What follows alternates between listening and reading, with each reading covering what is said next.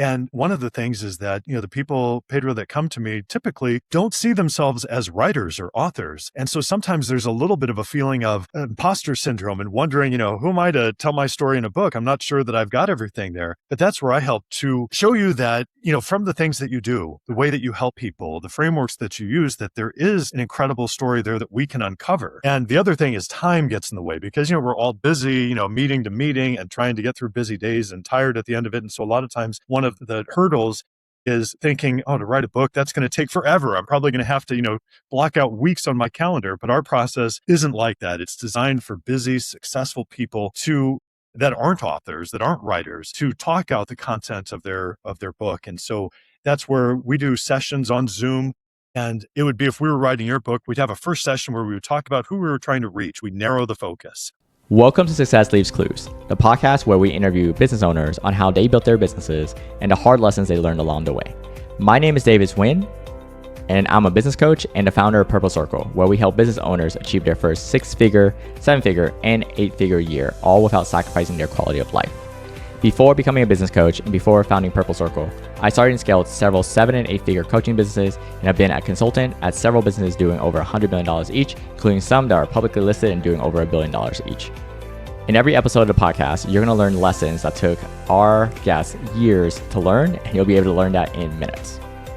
No matter if you're a new business owner or an established business owner, every episode is going to give you the clues in order to elevate your business. Welcome to Success Leaves Clues podcast. I'm Pedro, and today I'm joined by Gabe McManus, a former theater director who now works as a message coach for financial advisors at influential Advisor Media. Gabe helps advisors mine the stories they already tell their clients every day and shape them into a book and a guest podcast tour that builds real authority. His rehearsal method helped prep Paul, his brother, for an appearance on the Michael Kitcey's podcast that generated close to $1 million in new revenue. He's also the author of Sharpen Your Message, guest podcast preparation for financial advisors. Welcome to the show, Gabe. Pedro, so good to be with you here today. Glad to get to talk to you. Great to have you. I'm excited to talk with you. And I'm just thinking about the prep you made for yourself, right? Because that's what you do, man, for a living. Okay. Exactly. Now, before we get into that, I'd love for us to rewind a bit because I'm kind of a comic book nerd myself.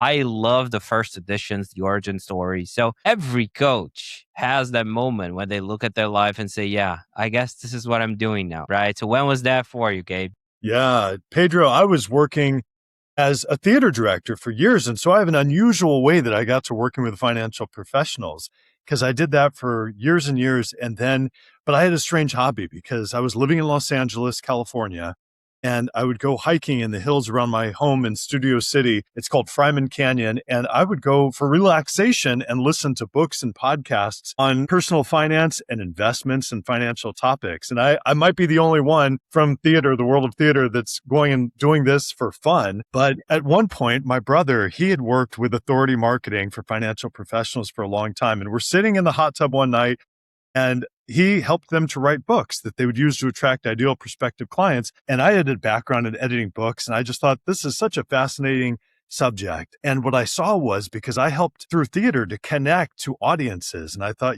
this is a world of stories too, that they help people with these incredible transformations. And I wanted to draw those stories out and to help them to tell stories that would just blow people away and showcase the things that they could do for them. And so that's when I began working for my brother, and that led to going fully into that space. And now it's wonderful because it is still that world of stories that I get to help tell every single day. And working with financial professionals, because that was my hobby, it became a dream come true to get to work with them just on a regular basis. Interesting. You're not the first person I talk from the entertainment industry.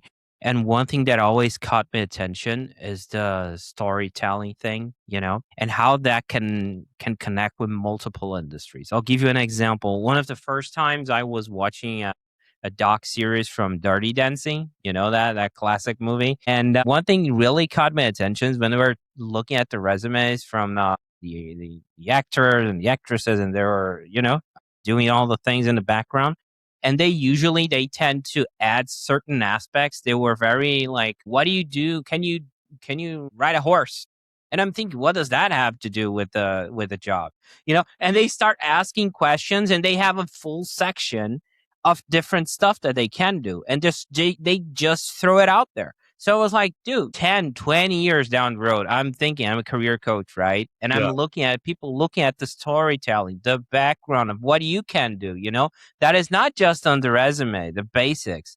Do you see how the entertainment industry is a little bit far ahead? Because they're like, I'm not sure if they want to be a jack of all trades, Yeah. if they want to understand exactly about the story of the person, but do you see like how storytelling is connected to the industry you serve today? Yeah, because Pedro, how do you differentiate yourself in a crowded marketplace?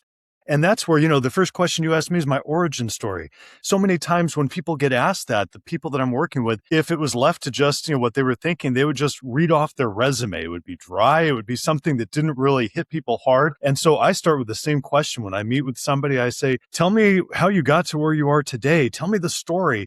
And it's not just, the business story. It a lot of times goes to their family life, the things that they did to accomplish, and all of a sudden there's these connections. You can truly see the story behind them. And why do that? It's because people want to feel a connection. People want to feel trust building. And that's where what my brother's always practiced and what I've found working with him is that if you can do that, if you can connect with people, and then if you can build trust, that when they come into first meetings with you, they come in pre-sold. They don't have to find out who you are. And so that's, like you said, the entertainment industry, that's what they do so well, is to tell a good story. But now for the financial professionals and the others that I work with, other professionals, founders and CEOs, to help them find those gems from their life that really just, it's gold in their life that they can utilize to build that trust with people. Isn't it wild, Gabe, like thinking about it, right? I worked in corporate, right? Banking, consulting firm here in Brazil, Ernest& Young. And when we join a corporate setting, it's almost like we're suppressing our true selves. We're trying to fit in a box. It's like multiple certifications, ROI, KPIs, blah, blah, blah, whatever, ICE, right? Yes. And then down the line, the irony, as it sounds like, as you're almost like getting back to the origin story for those guys who forgot who they truly are because they are trying so hard to fit in a box that right now they're in front of you and they're like, who am I? Do you feel like that happens sometimes? Like they forgot like the origin story at all? I think you're 100% right. And just the way you described that, Pedro, that you go to work for a corporation and then you're trying to fit in and you're, going into the same mold as everybody else, but that actually that is the way to get lost in the marketplace. It's not differentiated at all. And sometimes, that's one thing we run into is, we have to make sure that, compliance is approving the things so they can use this. But we tend to write our books, the financial professionals as an outside business activity. Now it's personal branding. It's not just that corporate boxed in view of themselves, but the personal brand is to share all of those things that are so important from their life that somebody can connect to. If a person, I have 3 teenage daughters, if somebody says in their story that, they have daughters and they're raising the decisions they're making to help them to make solid financial decisions, I'm tuned all the way in and I'm thinking about, I want to hear every word that they say. And so that's where, we find from the person's personal experience and the stories of the clients that they've helped, because now people identify with it. They put themselves in the shoes of the people that you're sharing stories about. And they say, oh yeah, I'm facing those problems and I want you to help me to get to the same successful outcomes, those transformations that are going to make a difference in my life too. Okay, interesting. Now back to business before I get into another rabbit hole. Okay, what I would love to understand is that you're coming from a theater director, right? You're around 2 years in the game with the business and your brother. But can you walk us through how that looked like when you started, right? Because in the early days for a lot of coaches, it starts with I'm helping people, I'm giving advice here and there, right? I'm testing waters to eventually, hey, you know what? This is a real business. We're building around this, Yeah. And I'm not sure what validated that. Was it like the first paying customer? Mm. Was it like the first invoice? When you guys realize, okay, this is the real thing? You know what I mean? Right. No, it's a great question. And my brother had been doing it for a while, Pedro. So, the business was there. When I entered it, this is several years ago, I think it was one of the first financial advisors that I worked with to help tell the story in a book. His name was Stephen. And Stephen, he had started off as a teacher. And so we had that connecting point because I'd come from the world of education as well. And he had this teacher's heart. And what I was the guy with the questions because he said, Gabe, you're everyman as far as the people that are coming in because you are the right demographic, in my early 50s and, thinking about the same thing with teenagers in the home and thinking about retirement and how am I going to pay for college? And so I think that was the validating experience to me is realizing that I am similarly positioned to the people that they are looking to attract to their practice. And so I had all the questions and also the desire and the curiosity to know. And so that's one thing that, I brought with me from the world of theater is you have to stay curious.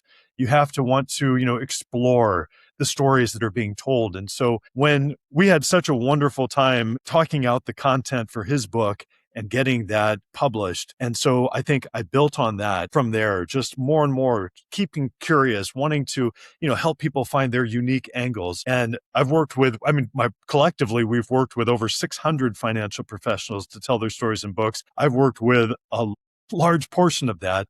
And the funny thing is that no two stories are alike, that it's always different. It's always unique because we're finding their particular angle of the things that they do and the stories of the people in their practice that, come to these wonderful financial outcomes. And so that's what keeps it fun, fresh, and inspirational for me every single day. Okay, interesting. Okay, now let me ask you this. After you joined, right, and Right. the past 2 to 3 years, Yeah. did it change who you guys started helping? Because I know it's financial advisors, right? But I would love to understand if there was an evolution to it. Like if people start changing or you're trying to serve a different demographic right now and who you serve today. Yeah, it's definitely the majority is financial professionals, which I love that. But Pedro, then the fun thing is that I get referred to different people. I've talked to a national championship winning tennis coach from a Division I university in the United States to a asset protection attorney that through his stories scares me every single day because, people build these incredible businesses and their financial lives. And then he's telling me how quickly things can be torn down and taken away. And so, talk about stories that motivate you to action. And I've worked with personal trainers, I've worked with business coaches. And so that's the fun part of it is that, it's always these unique stories and these unique opportunities to get out there and to tell. And so I would say that it has been broadening. And then the thing that's also broadened since, I've been on board with my brother as his business partner is it doesn't stop with the book. That, you write a book and then what are you going to do with it? Because you don't want that just to sit in your office and look pretty on the shelf. But instead, you want that to get out there, that messaging to get out there to people to attract your ideal clients back to your practice. And so that's where we work through our book marketing program to make sure that we don't leave any opportunity uncovered, that we maximize the effect of the book through strategies that bring successful outcomes for getting the book into the right people's hands. And so that's also a lot of fun to get to help people do that. And so they really get that book as a foundational layer and then see all the incredible opportunities that present themselves once the book is in place. Interesting. Okay. So let's pretend, Gabe, that I am one of your ideal client profiles. Let's say I'm one of those financial advisors because that's your bread and butter. Yes. And thinking out loud right now, they seem like a great demographic because they tend to forget who they are. They're very, numbers oriented. So Yeah. let's say I'm one of those guys. Yeah. Okay. First of all, how would I be able to find you, marketing wise? Yeah. You can find me at influentialadvisor.com/Gabe, Gabe. That's the way to find me. And that my book is there, Sharpen Your Message. And Pedro, that's what I do. I help people sharpen their message, whether it's for the book, whether it's for going on podcasts and so they can share their message more broadly, for creating content for YouTube, which is a great place to be right now. The intersection of Gemini and AI, Google AI searches and Google searches, that's what we're talking about is raising visibility that, how do I take, if it's Pedro, if you're my client, how do I take your best ideas and then create it in the polished version of your voice in a book? And then once we have that, and so it says exactly what you would want to say to your ideal clients. If it was your best day, that's what we get in the book. And you said it exactly the way you wanted to say it. now we want to share that with the world. We want people, to raise your visibility. And so that's where we go to work at that point, making sure that each of those opportunities is there. And so when people, right now for financial professionals, 25% of people searching are going to AI, putting in ChatGPT and saying, who should I work with? Because it has context about who you are. And so if you put yourself into ChatGPT, what comes up? That's where we take a look at that. And then we say, okay, now we recognize the opportunity, flooding signals there. So that way you get to the forefront. And so people can find you and your best ideas. That's what I would help you to do. Interesting. Okay. So website, even referrals, right? You mentioned. Let's pretend I was referred to work with you, or I looked at what you got out there, right? Yeah. Your website. And I'm like, hey, Gabe seems like a nice guy. I reached out. We go through the sales process. I'm not sure how does that look like. We can speed up that a little bit. We can say there's alignment. Yeah. Okay. So what can you walk me through? How does it look like to work with you? Okay. Yeah. And the outcomes I can expect. A little peek behind the curtain. No, I love that. And one of the things is that, the people, Pedro, that come to me typically don't see themselves as writers or authors. And so sometimes there's a little bit of a feeling of imposter syndrome and wondering, who am I to tell my story in a book? I'm not sure that I've got everything there. But that's where I help to show you that, from the things that you do, the way that you help people, the frameworks that you use, that there is an incredible story there that we can uncover. And the other thing is time gets in the way because, we're all busy, meeting to meeting and trying to get through busy days and tired at the end of it. And so a lot of times one of the hurdles is thinking, to write a book, that's going to take forever. I'm probably going to have to, block out weeks on my calendar. But our process isn't like that. It's designed for busy, successful people that aren't authors, that aren't writers, to talk out the content of their book. And so that's where we do sessions on Zoom.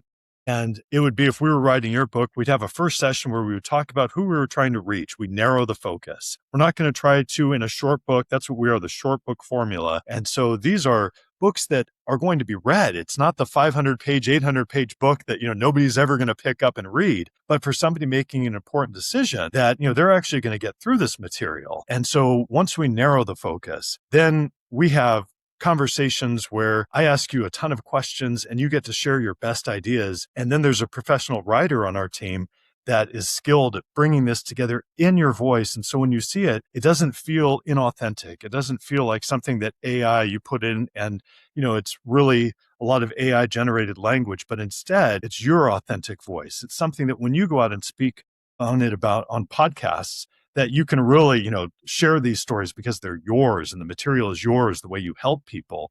And so that's the process that we do to help people get to the book. And then I help continue to support and sharpen the message, getting ready for podcasts and for creative content on YouTube. Okay. Now, let me ask you this in a little bit of a more direct question. I would love us, because you mentioned something called sharpen the message. Yes. Right? That's an abstract concept.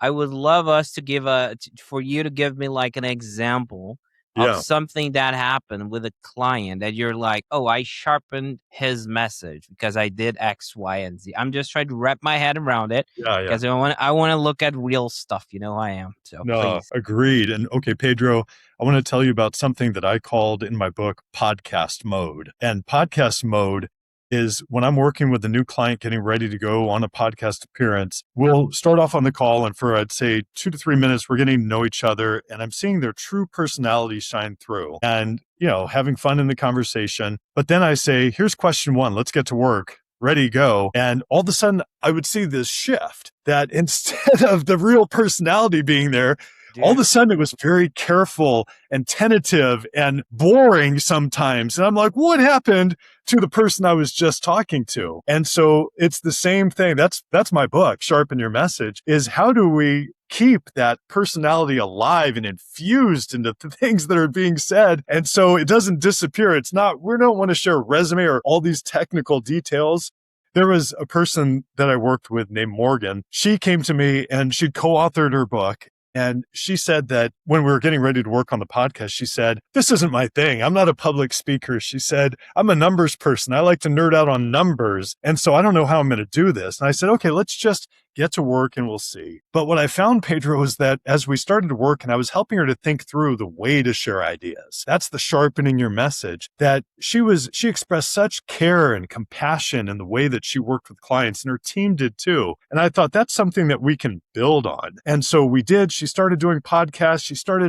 I swear to you, there's an identity shift that takes place, that when you put yourself out there and when you do that preparatory work and then go and express these ideas on podcasts, that things change. And so within 6 months, she went from saying, I don't want to do this, to she went on to the biggest podcast in her space. She was growing her business, acquiring practices, and now her visibility was raised so high that people coming to her, they already knew what she believed, what her business did. And so there was this alignment that was built in. So she didn't have to convince people of anything. They would come in, that same thing, pre-sold, I want to work with you, pre-sold, I want to be your client. And so that's that identity shift that happens through sharpening your message, especially when it comes to the book and when it comes to expressing those ideas, whether it's on a podcast or speaking for a group. Dude, this is so interesting. I had, for people that are listening don't know, we do a vibe check before the podcast recording, right? So just to get to know. And sometimes I've had people on the vibe check. I'm like, dude, this is great. We're having fun,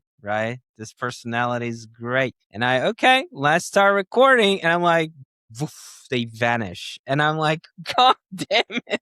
What happened? What just happened?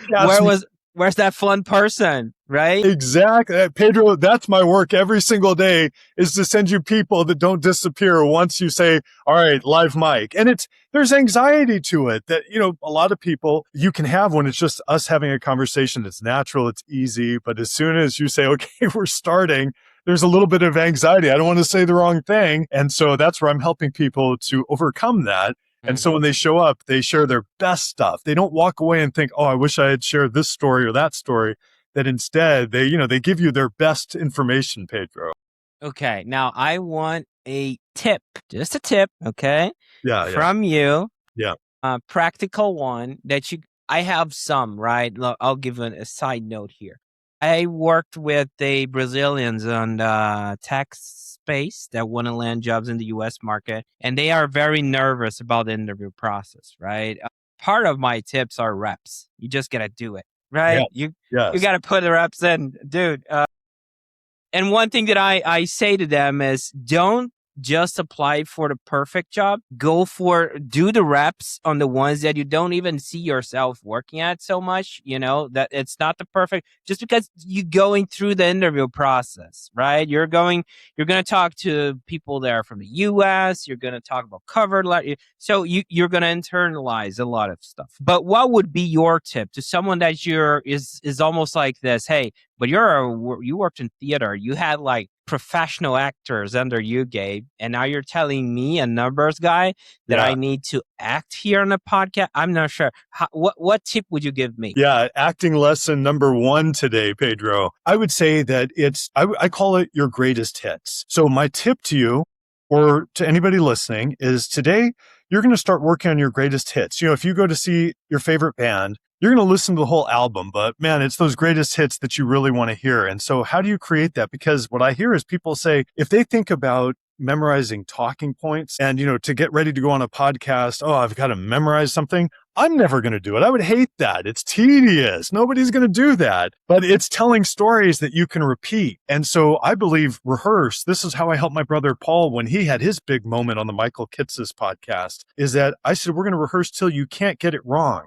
And I don't know what questions you're going to get asked, but we're going to talk about the things that are nearest and dearest to your heart. And we're going to make sure that we go over those enough times. So we worked for 2 weeks straight, an hour and a half a day, to build those greatest hits. And then when you get asked in different formats, different shows, different, clients ask you, that you've got those go-tos that you can use, that you can rely on. And the origin story is a great place to start. That's my tip, is to take your origin story and tell it. It could be 2 minutes. It doesn't have to be long, but it has to be meaningful. Because when somebody's listening to a podcast, you said that vibe check, that if I'm listening to a podcast, I'm at the gym or I'm doing dishes or I'm in my car, and I will change quickly if I get bored. I don't want to listen to something that's going to just take my time and I'm going to focus on what I was doing. I want to be stopped dead in my tracks. I want to be stopped cold and in the things that somebody's saying. So an origin story, that's going to hit somebody hard like that, something you're going to share that's meaningful. And so everybody should do this today. Go out and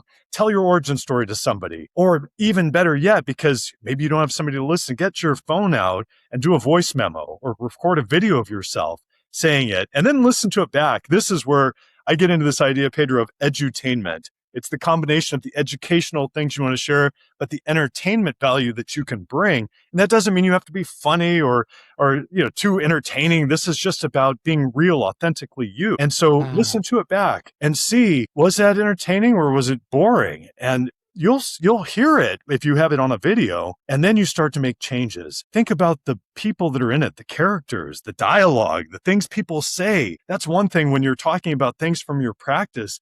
Numbers people too. You're helping people that come in with problems, that have things that they're dealing with. And so how did they express it to you? Write that stuff down. And how did you help them? Write that down too. What'd you say that made a difference in their life? It's so important because when we're writing your book, I don't want to have dry technical data that nobody's going to read, that they're going to stop turning the pages on your book. I want to have stories that motivate them to action, that they see themselves in, and the dialogue is going to be super supportive of that. And so that's my tip for today is begin creating your greatest hits one at a time and build on that. And then when you have these opportunities that come up, that you're ready to go because these are things that are close to you. And so it's not trying to memorize anything or do things that are tedious, but instead, these are things that you can share on a regular basis.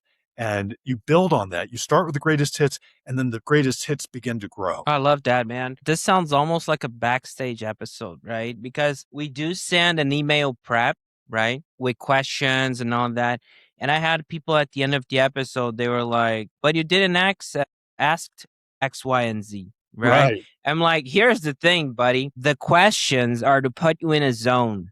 Yes. It's not necessarily that we're going to ask all those questions because there is a flow to it. Yeah. But for example, if I'm going to add to the question, like what you invested in your business, your origin store, it doesn't mean we're going to get all the points. Yeah. It's just about to put you in a frame of thought, right? Like you did with your brother. You rehearse, but you don't know what question is going to come up sometimes. So you rehearse, put him in a good zone. So he's going to get stories to connect, and then he's going to flow. He's going to have the flow, right? So love that. Okay. Well, and that's an old improv technique too that I think is so important when you're on a podcast, Pedro, that the question is the jumping off point. But when you have those greatest hits that are close to you, that somebody asks a question, and yes, you begin to answer it, but then you start to move to the things that you can move quickly to the things that are meaningful that will bring out your best ideas. And so, and as when I host a couple of podcasts, the same thing. I have a question list, but that's a jumping off point. What I want to see is where the conversation will take us, because I don't want to be locked in to something that's just on a sheet of paper. Instead, I want to have this spontaneous and natural and free-form conversation that's going to lead to incredible places that will draw people in. Exactly. It's the difference between a script and agenda. If you have the agenda, that's where we use this on this podcast, by the way, is that we want to create leverage for our intent. The script is more boxed in. That's not what we want, right? What we want is to have a great conversation. If we're going to throw the script out the window because that's not delivering a great conversation, so be it. We're going to talk about stuff that we want to talk, If the conversation's good, it is. Exactly. You have to be open to inspiration of the moment. That's what I always say. And so the practice and the rehearsal, it's not to lock you in or box you into certain ideas, because some people say, I don't want to be boxed in. It's to free you, really, because when you have those greatest hits, you're not concerned about, do I have stories to share? You've got stories. But now you feel free to share just what's coming to you spontaneously during the course of the conversation. 100%. It's almost like not that I did this back in the day, but let's say I have an exam tomorrow, I haven't studied. Okay. Yeah. And then I'm going to get to a white paper. I'm going to add some notes there. Let's say that happened. Okay. Sure, you seem to be very familiar with this technique. So what happens, Gabe, is that the next day, eventually you don't use the paper because you spent time building the train of thought in your head. So like, oh, okay, I don't even use it. Right. But doing the process made you realize and study for the exam. Does that make sense? Sorry, because that's my long distance cousin who did that. No. Yeah, the cousin, exactly. No, but that makes complete sense and that's why I recommend raising the stakes on yourself And so putting yourself out there on a guest podcast tour, once you have the book, because it raises the stakes. Now, if I didn't have this, I would always think, well, I'm going to create my greatest hits. I would never do it, Pedro. But the fact that I started the guest podcast tour for my book, the first one, even though I've written the book on sharpening your message for it, I felt the anxiety of the live mic. It was a 15-minute call. And I thought I can talk for way more than 15 minutes on this, but I got into the room. I couldn't see his face like I can see yours. And it was 2 instructions. He said, keep your answers to a minute. This is going to be fast. Are you ready to go? And I said, let's do this. And there was a clock that said 15 minutes and it's counting down. I can feel my heart pumping and I'm thinking, I don't want to get this wrong, but that was a motivating factor because then you better believe that before the next podcast I did, I spent an hour or 2 working, making sure that my greatest hits were there. And I felt so much more comfortable. I felt so much more prepared. And now when a podcast comes up every week, I don't have to do it as much because I thought I'm still building on the work that I've done leading up to this. I don't have to start from scratch every single one. That's the benefit of doing the work up front. By the way. Because and now if you were get able to handle utilize that and feel free and feel good having conversations like this. Right. Yeah, what I'm thinking is like that's a rough experience. If you were able to manage that, you can manage a lot more. You know what I mean? Yeah. Exactly. And I mean, I could imagine, for another person that they just wrote their book, there was somebody I was working with and he had his first speaking engagement to talk about his book. And he came back and he told me, he said, I don't think I got my message out there. It's so good in the book. But then when I was speaking on it, I didn't get a lot of response. There weren't a lot of questions at the end. I don't know that I motivated anybody. And I said, that's exactly why we continue to work to sharpen your message, because I knew this guy, I knew his book and the story. I knew it was so good and people needed to listen to this. And so I didn't want him to walk away feeling that after these speaking engagements.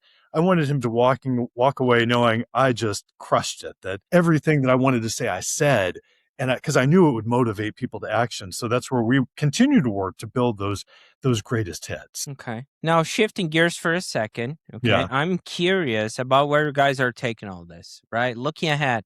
Where do you see the business going? Are you thinking about scaling, hiring, or is there a next step you're excited about? Yeah, I think that happens naturally, that the more that we're helping people to build their visibility, that more people are coming to us. And what I'm finding is that there's even more opportunities like you'd mentioned before. So it's financial professionals, but there's these great opportunities to work with people from other walks of life. And so helping to tell their stories. And so to me, this is something that I love to do, sharpening people's message with their book and the way they present it in podcasts. And now a lot of it is shifting to short form content that can go onto YouTube, because this is something that you can raise your visibility so incredibly high and do it every single day. And so I think that's directionally where it's headed.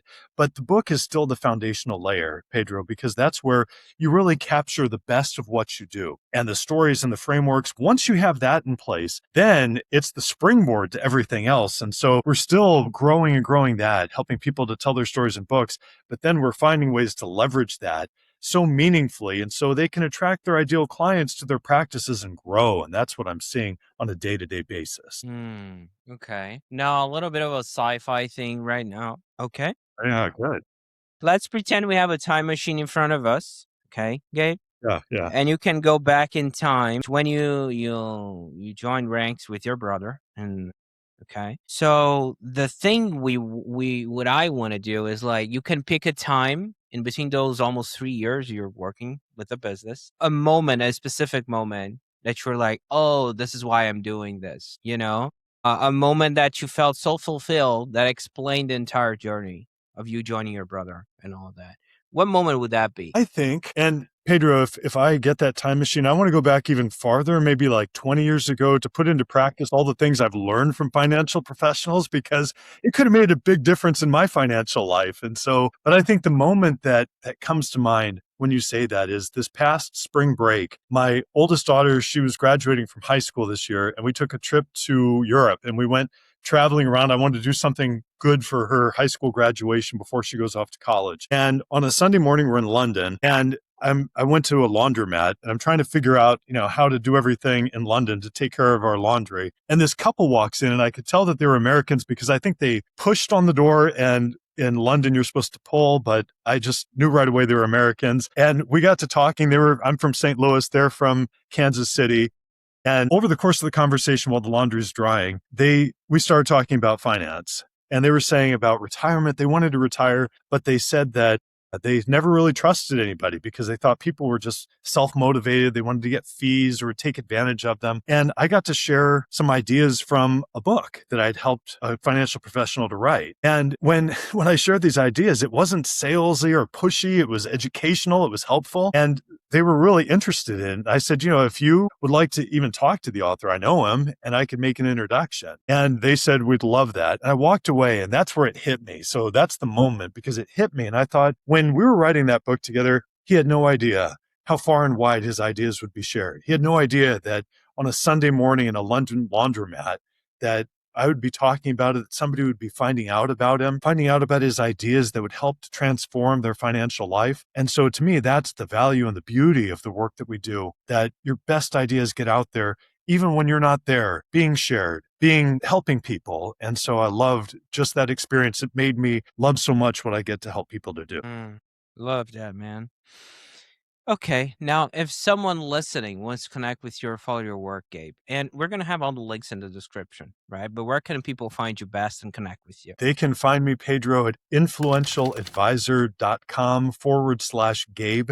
Gabe. And there you can get a free copy of my book, Sharpen Your Message. And my scheduling link is there. I love to talk to people about how I can help them to sharpen their message too. Okay. Now, I feel the need to highlight some parts of the conversation from today. Allow me to do so. Okay. First of all, let's talk about the origin story, right? A theater director, the improv and all that. And then moving back to storytelling and understanding. There are multiple industries out there that are based, their foundation is storytelling. Storytelling is it seems like that big web that connects everything and everyone, because it's so easy to get bored in a book that is just about, details and numbers and all that. But it's so easy to get interested when we have certain stories connecting everything, all the dots. So much easier to understand things, at least in my perspective, always have been like that. Okay, so there's one thing that really caught my attention is on the origin story. Now, going through when you started the coaching stuff and all that, and you told me you had all the questions, right? You're so curious about, and that was a strong point of yours. And that reminds me of a quote that says something like, consultants have all the answers and coaches have all the questions, right? Because at the end of the day, if you're naturally curious, if you want to know more about the story of the people you talk to, people will connect with you in such an easier way because you're just showing interest. You're just holding space, listening to them.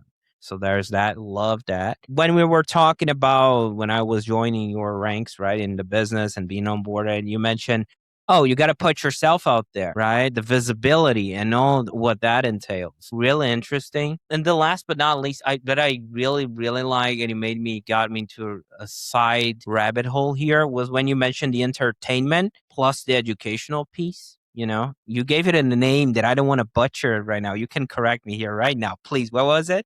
Edutainment, just the combination of entertainment and education. Yes. The edutainment. Did I got it right? You got it right. Okay. Do you remind me of a physics teacher I had? Physics. I hate physics, Gabe. But the way he did it, It was so much fun. Right. Okay. He was testing stuff in front of us. He was showing stuff. Like, he was so passionate too about the stuff he was doing. Like, I struggle either way. Okay. But I remember him with care, and that leaves a mark when you add those two. Now, this was just my long-winded way of saying that I appreciate what you do, and I appreciate you being here sharing so openly today, Gabe. It was great having you on. That's it for this episode. This episode, as well as this podcast, was brought to you by Purple Circle, where we help business owners elevate their business to 6, 7, and 8-figure years, all without burning out. If you're looking to grow your business, as well as get the time freedom that you are looking for, visit us at joinpurplecircle.com and see what we can do to help you and your business.